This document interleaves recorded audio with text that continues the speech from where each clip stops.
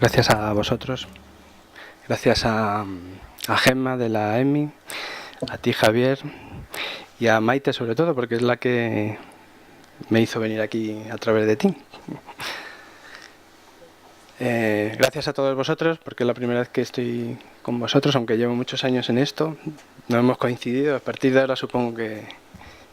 Voy a presentar un poquito dónde estamos al principio, porque como es la primera vez que vengo, solo es una diapositiva, ¿eh? No pasa nada, pero para que veáis un poco, para que nos encuadréis un poco en lo que somos, ¿vale?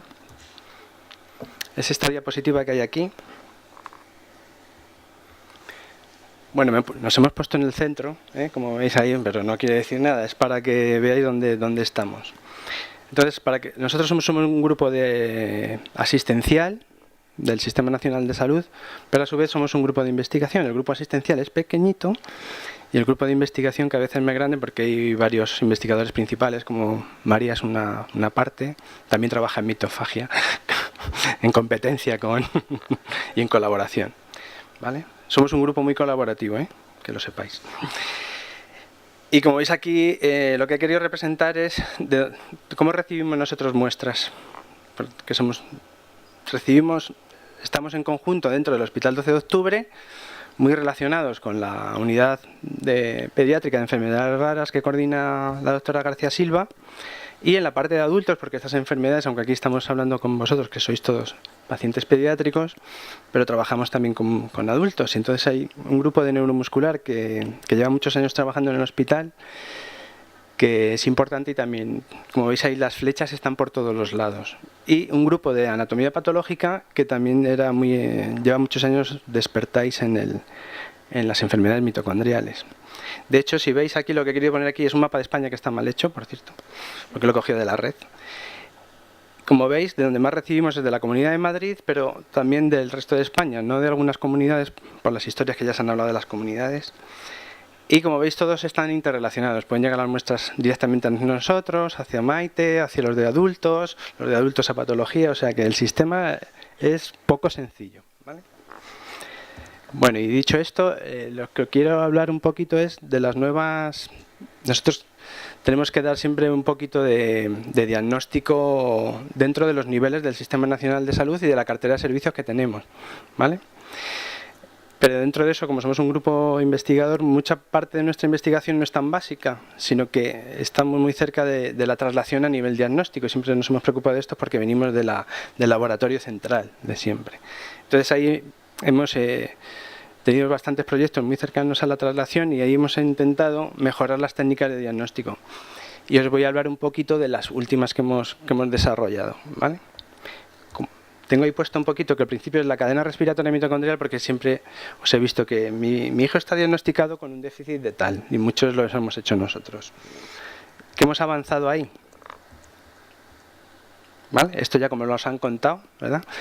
Que las enfermedades mitocondriales ya sabéis que son duales y que hay muchos genes nucleares, aunque siempre desde el principio nos enfocábamos en el ADN mitocondrial, como el doctor Montoya, porque al final es fácil trabajar con 16 kilobases, que es un pequeñito genoma, y no trabajar con un montón de genes que son el resto. Solo os he puesto aquí un poco, que también ha hablado...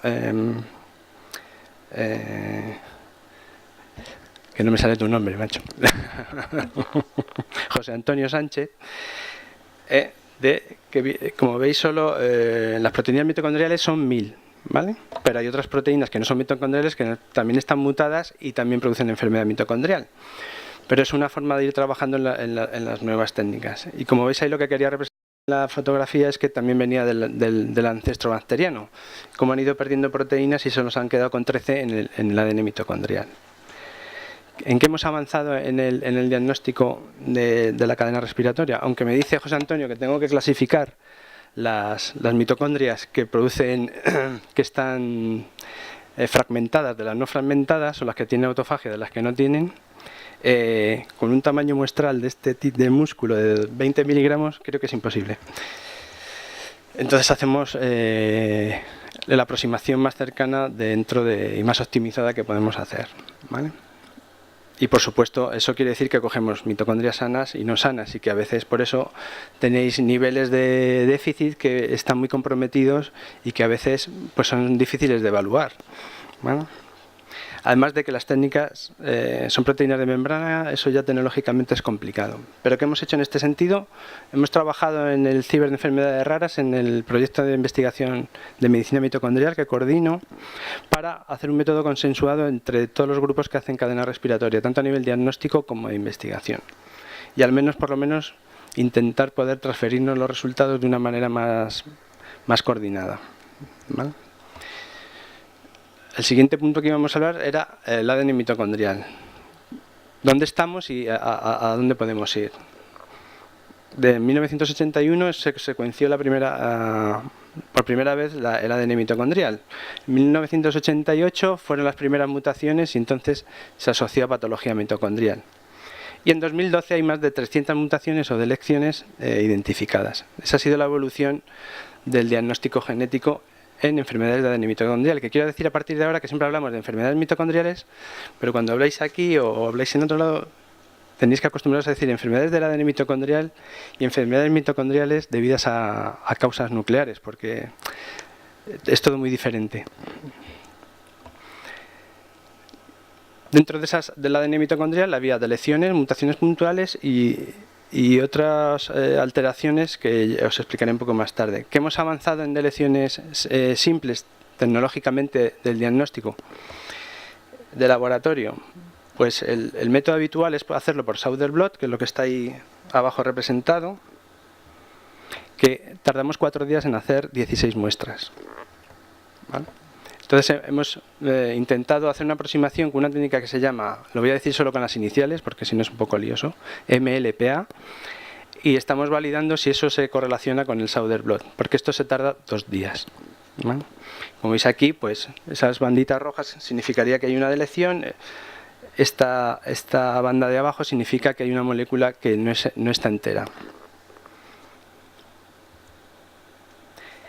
¿Qué hemos avanzado en mutaciones frecuentes del ADN mitocondrial? Históricamente lo que hacíamos es ir mutación a mutación dentro de las más frecuentes, la MELAS, que es la más frecuente, la MES, las asociadas con LIC, las asociadas con enfermedad de Leber. Entonces íbamos mirando una a una solo esa mutación. Luego empezamos a secuenciar porque empezaron los secuenciadores automáticos. Íbamos viendo fragmentos de genes que contenían esas mutaciones, que es lo que está aquí representado. Nosotros, ¿qué hemos hecho en el laboratorio? Siempre estamos hablando de acciones que podemos hacer coste efectivas dentro del Sistema Nacional de Salud y eso va a colación de una conversación con Gemma. Hemos hecho que no vayamos a una mutación, sino un panel con 20 mutaciones por una técnica que se llama minisecuenciación, de tal forma que a todos los que le vamos a dar la genética le hacemos por lo menos ese screening mutacional, ¿vale? ¿Qué pasa si da positivo? Que los niveles de toroplasmia, esa carga mutacional, que a veces no es tan alta, lo tenemos que hacer con otra técnica más sensible, que se llama PCR microfluídica, que no voy a entrar, que es eso que está aquí abajo, que es una PCR mejorada, ¿no? Y lo tenemos que comprobar por secuenciación. Entonces, eso es una tarea que tiene su tiempo y sus diversas técnicas y su coste. Pero hemos avanzado en hacer un panel de mutaciones en una primera aproximación. Eso es en lo que hemos avanzado en ADN mitocondrial. En enfermedades debidas a genes nucleares, la primera mutación se describió en 1995, casi 17 años después. Perdón, 7 años después. ¿Qué ha pasado en este siglo? Que se secuenció el genoma humano, se caracterizó todas las proteínas de mitocondria. Empezaron las nuevas técnicas de secuenciación masiva, que aquí yo me voy a referir ahora siempre como Next Generation Sequencing, NGS, siempre voy a decir NGS, porque hay 20 sinónimos. Y en 2012 había ya 110 genes nucleares asociados con mutaciones que afectaban de alguna manera a la cadena respiratoria mitocondrial en diversas funciones, ¿no? Y aquí están puestos para que veáis todos los que había en 2012. En 2013 hay unos, porque esto va en exponencial. Vale, dentro de las causas nucleares hay unos genes que se llaman de estabilidad del ADN mitocondrial que producen un efecto en el ADN mitocondrial, una causa, un efecto. Pero nosotros lo vemos al revés, vemos el efecto y luego decimos, pues la causa tiene que estar en el gen nuclear. Eso se llama síndrome de estabilidad mitocondrial y unos producen lo que se llaman deleciones múltiples, muchas deleciones en el ADN mitocondrial o menor cantidad de copias del ADN mitocondrial que son depleción del ADN mitocondrial. Bueno, creo que de genes nucleares luego va a hablar Cecilia, ¿no? Un poquito. Entonces, ¿qué hemos avanzado aquí? En las deleciones múltiples, el Sauder Blot, que os he dicho que se tardaba 4 días, tenemos una técnica complementaria que se llama PCR larga en español, ¿vale? O Long Range PCR. Entonces, una técnica de amplificación, aquí veis este paciente que está con la flecha, por la PCR también lo habríamos detectado, que son todas esas banditas que se ven abajo. En depleción, ¿qué hemos mejorado? Antes, cada grupo de investigación en España, otra vez dentro del programa de investigación de medicina mitocondrial del CIBER de enfermedades raras, hacer un método de consenso para hacer todos el mismo método, con el mismo sistema, con los mismos primers, reactivos, etcétera, ¿vale? Que es una PCR a tiempo real con marcaje en el ADN mitocondrial y en el ADN nuclear. Y es posible detectar, tenemos todas las mismas referencias, o sea, nos podemos transferir los resultados, que eso es importante. Y ya hablando a lo que todos esperáis un poquito, es el nuevo avance en el nuevo tipo de secuenciación. El anterior tipo de secuenciación, que era secuenciar solo una molécula del ADN, es lo que se llamaba secuenciación tipo Sanger, para que la diferenciemos de la secuenciación masiva, que cada nucleótido lo vamos a secuenciar, cada base, muchas veces, ¿vale? No voy a entrar en los detalles técnicos porque esto es un mundo complejo. Solo voy a decir, hay dos partes. Hay sistemas, plataformas que son de alto rendimiento y que eso solo está en los centros de genotipado de alta escala, ¿vale? Porque no son coste eficientes en un hospital. Y luego están las plataformas de baja escala o moderada escala que te permiten hacer secuencia de solo una parte del genoma. Ahora ya algunas, casi toda la zona codificante, que se llama exoma. Luego al final hablaré de lo que tenemos en nuestro ámbito. ¿Por qué en la nueva generación? Porque desde que se descubrió el sistema, el genoma humano, el precio de secuenciación ha ido bajando drásticamente. Que esa gráfica que tenéis aquí significa que baja más rápido que los ordenadores, ¿vale? Que sería la línea recta. Entonces se supone que creo que ya estamos llegando como a un límite, porque ya ha bajado muy deprisa, ya estamos en un plató, pero tiene que seguir bajando un poquito. Entonces, ¿qué podemos hacer en enfermedades mitocondriales y NGS? ¿Por qué? Porque hay mucha heterogeneidad clínica, entonces esto es un candidato para NGS. La mayoría de los pacientes no tenéis la identificación genética tipificada, no hemos llegado por las dificultades que existen. Y establecer ese diagnóstico es muy complejo, dada la variabilidad clínica que han estado hablando antes, la parte más clínica de esta mañana. ¿Pero qué se necesita? Se necesita conocimientos fisiopatológicos. Todos venimos, pues somos parte de la biología, de la medicina, de la farmacia, etcétera, de la sanidad o de la biología. Tenemos esos conocimientos, pero este mundillo ha cambiado. No es una cosa directa, sino que hay implicaciones estadísticas, porque el análisis es en parte estadístico, que se llama bioestadístico o bioinformático, ¿vale? Entonces necesitamos expertos dentro de los laboratorios para interpretar esos resultados. Y eso es lo que estamos haciendo en nuestro grupo, ir formando a gente en este campo, y nosotros mismos. Entonces, ¿qué pasaba con la secuenciación anterior? Dentro de lo que es el mtDNA, que había baja sensibilidad de detección de heteroplasmias, ¿vale? Hay a veces que cuando el nivel era muy bajo de carga mutacional no se podía detectar.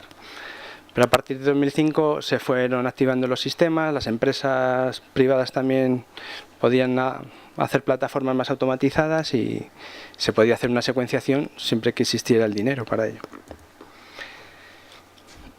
En genes nucleares, ¿cuál es el avance dentro de las enfermedades mitocondriales?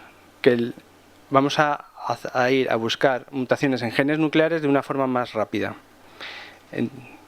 Más importante en niños, porque el 75% de los pacientes, que más o menos lo dejó María ahí un poquito claro, así muy generalista, tienen mutaciones en genes nucleares, en las enfermedades mitocondriales. Los adultos es un menor porcentaje, son un 30%. Antes de 2005, entonces, muy pocos laboratorios tenían montados muchos genes, cada uno lo que iba estudiando, no desde el punto de vista clínico. A partir del año 2000 empieza el boom y ahora en el año 2010 pues ya hemos dicho que hay más de 100 genes. Y antiguamente pues entre los clínicos y los laboratorios íbamos haciendo un algoritmo, íbamos viendo, orientando qué genes hacer primero para ver la coste-efectividad, etcétera.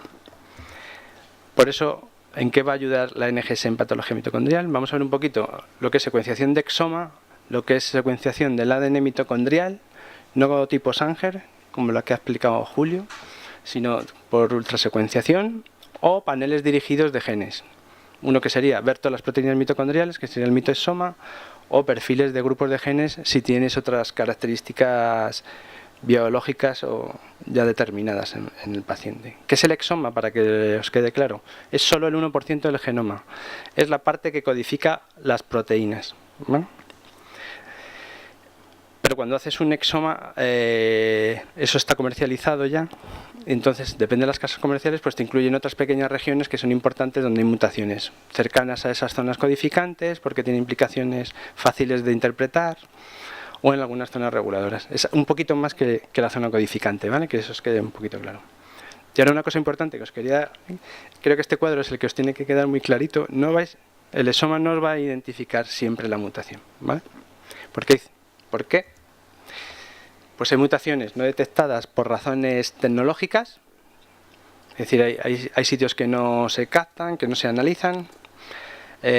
Cuando haces un análisis luego posterior bioinformático, tú te diriges a ver lo que quieres ver o lo que te interesa ver, y puede que se te pierdan. Puede identificarte muchas variantes, eso es patogénico o no es patogénico, es normal, a veces no se sabe. Y los reagrupamientos génicos de momento no son fácilmente detectables, inserciones grandes de lesiones.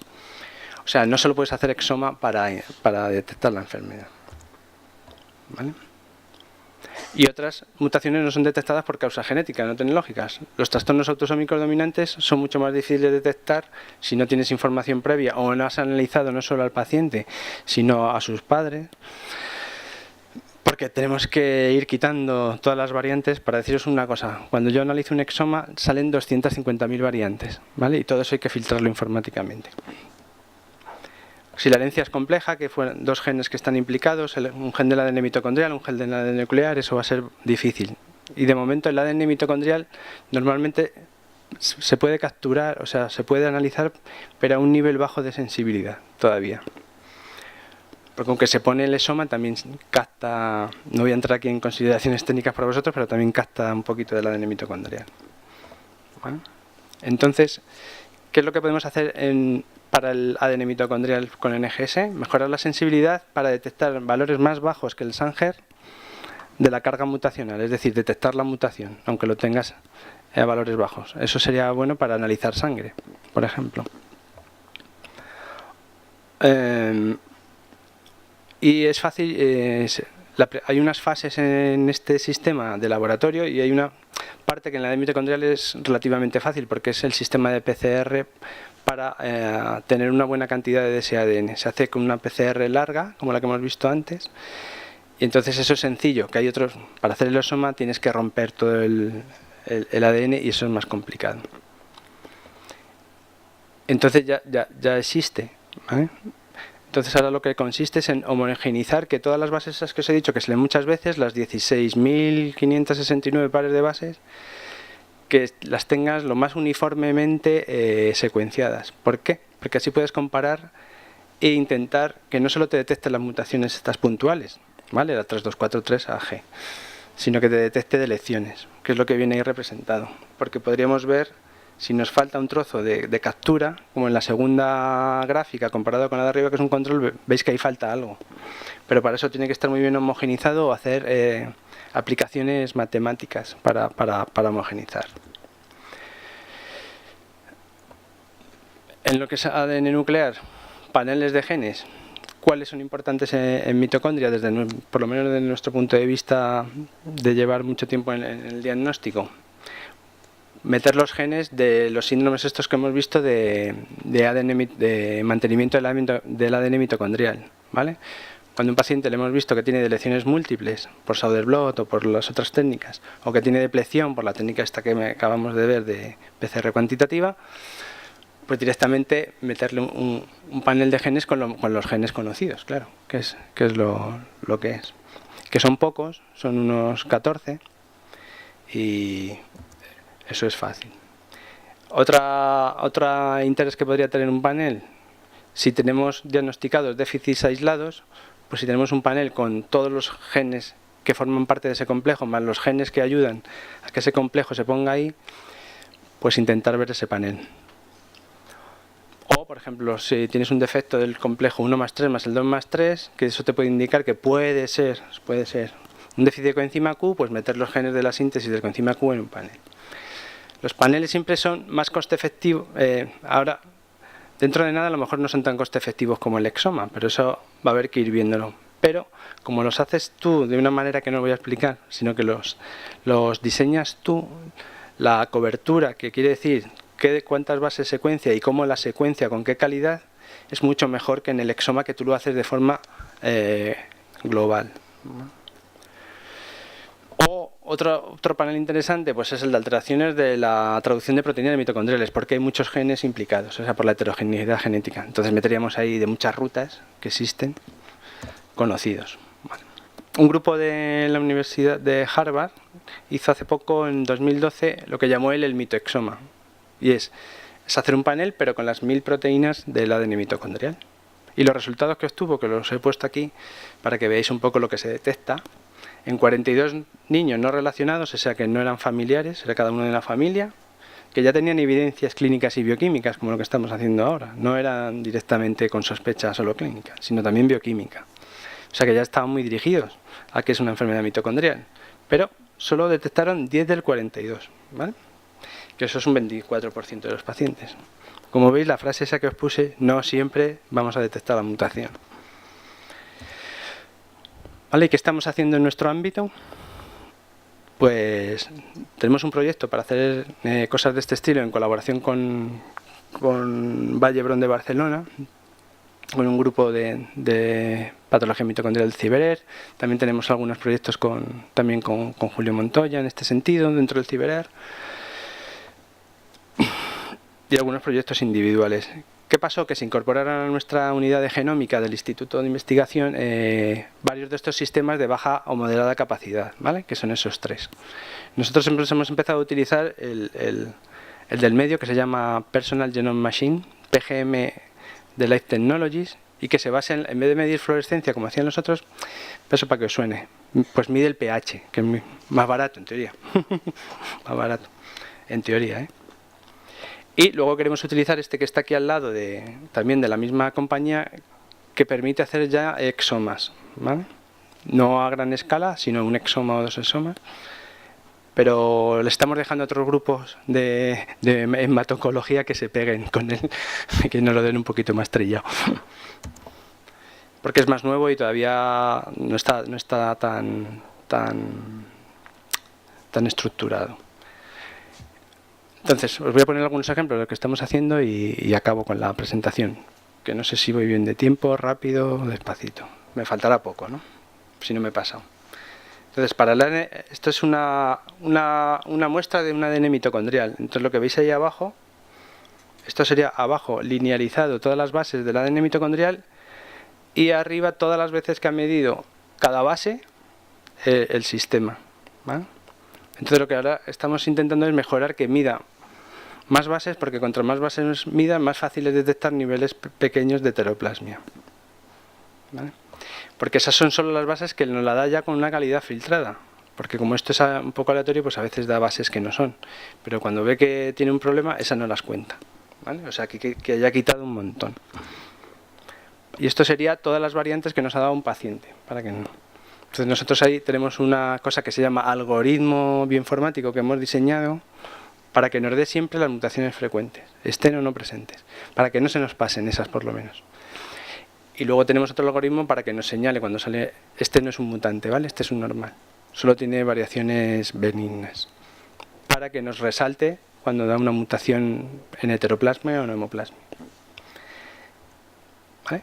Hemos hecho una fase de validación con mutaciones conocidas por Sanger y hemos metido diferentes niveles de heteroplasmia para la mutación más frecuente, de las más frecuentes, que es la 3243, y como tenemos más ADN guardado de esos pacientes, aunque aquí son anónimos, hemos puesto, como veis, 2%, 5%, 17% de heteroplasmia. Vean y veo sin las gafas. 35%, 91%. Cuando hemos hecho la correlación hemos visto que es buenísima, ¿vale? Incluso no es con Sanger, sino que es con la técnica esa que os dije que habíamos metido de PCR microfluídicos, que te detecta mucho mejor la heteroplasmia. Y esta, yo creo, claro, eso lo utilizamos como patrón estándar, pero yo creo que el patrón estándar es este, porque en algunas que nos daban variaciones yo me fiaba en que me había medido 9000 veces la base que un corte de una enzima de restricción.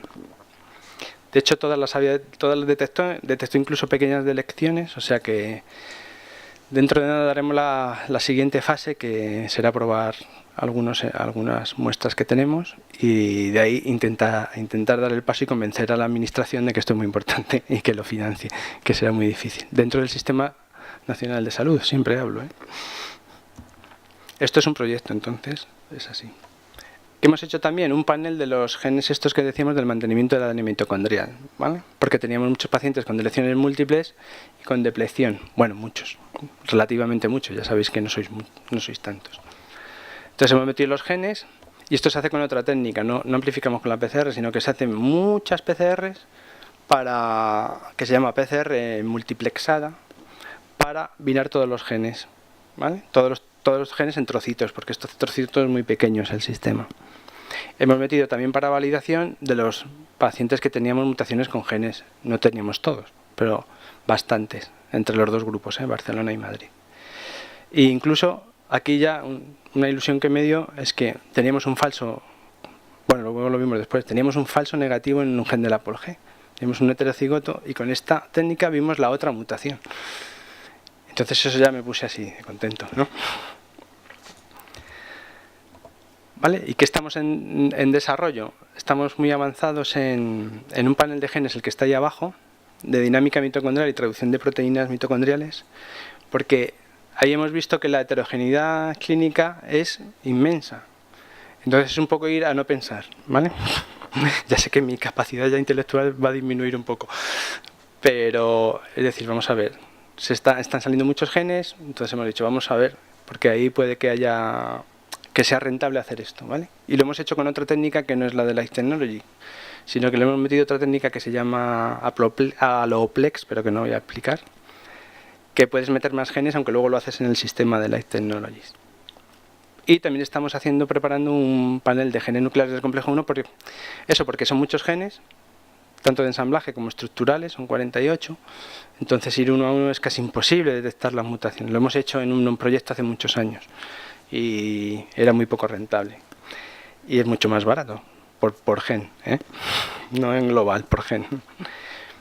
Y ese lo tenemos preparado todavía.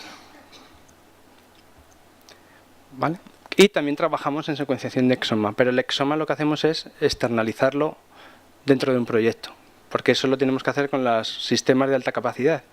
Y eso lo que hacemos es externalizar el análisis hasta un cierto punto, porque ahora que vamos aprendiendo más bioinformática, para no costear ese pago, hacemos nosotros mucha parte de bioinformática, porque así la dirigimos a lo que nosotros queremos ver, porque tú haces el exoma completo, pero como nosotros somos de mitocondriales, tenemos pacientes mitocondriales. Entonces una aproximación muy sencilla, después de hacer muchos cambios, es llegar al final y decir, voy a ver las proteínas mitocondriales primero, que ya nos cuesta nuestros meses ahí, dale que te pego. Entonces hubo un proyecto en el CIBER global de análisis de exomas de muchos programas, no solo de mitocondrias, sino de desarrollo mental, de retinopatías, etcétera, global, porque teníamos que hacer en global para hacer un concurso público para externalizarlo. Entonces en cada programa se metieron unos pacientes, cada uno con unos criterios. Nosotros seguimos unos criterios dentro del programa de fenotipo clínico en el que ya habíamos descartado las causas de ADN mitocondrial en varios fenotipos. Eso fue elegido en plan de investigación. Y en nuestro caso, en los que metimos nosotros, hemos detectado 2 mutaciones. Nosotros metimos 10 y solo claras solo tenemos 2 de momento. ¿No? Seguimos reanalizando, ¿vale? Uno que es un gen del complejo 1, que justo lo habían publicado en el año 2012. ¿Vale? Solo hay 2 familias y esta sería la tercera familia. ¿Vale? Lo único que a nosotros en el músculo nos salió un déficit de complejo 1 y complejo 3. Y luego vimos otro paciente en el que llegamos a la conclusión de que tiene una mutación en un gen que se llama MT1, que interviene en la modificación de los ARNs o de transferencias de la ADN mitocondrial, los que traducen las proteínas. Y ese lo modifica. ¿Vale? Y ese gen también lo acaban de describir en 2012. Y habían descrito 2 familias. Una más grave porque tenía una mutación de estas que se produce en la parada de la proteína, un codon stop, y otro que se parece a la nuestra y que fenotípicamente también se parece y que está vivo. Y ya por último, eso que os dije, también parece que se capta el ADN mitocondrial cuando haces exoma. Pues un investigador de nuestro grupo, que somos así un poquito grande en esa parte, con varios investigadores principales, en colaboración con la unidad de pediátrica de enfermedades raras, que yo creo que ha sido Maite ese que has dicho que llevamos muchos años, ¿no? Y que al final le hemos diagnosticado.